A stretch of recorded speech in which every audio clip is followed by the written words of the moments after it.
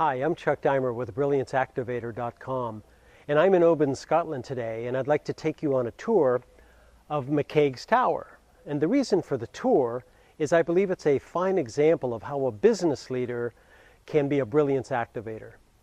Hi, we're at the entrance of McCaig's Tower. It's often referred to as McCaig's Folly, and folly is an architectural term for meaning a play off of another type of architecture.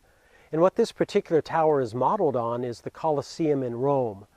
It was built in 1900 by John Stuart McCaig, and he calls himself an essayist. He calls himself a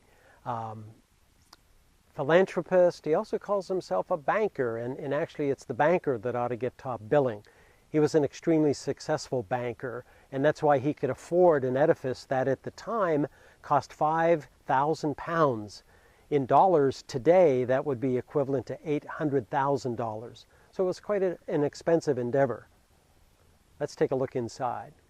Here we are in the inside of the Colosseum, and originally John Stuart McCaig had intended to have a monument to himself and his family at this very place. And unfortunately he died before it could be completed, and it was going to be quite the thing, and it's in some ways too bad it never got done. So why am I considering Mr. McCaig a brilliance activator?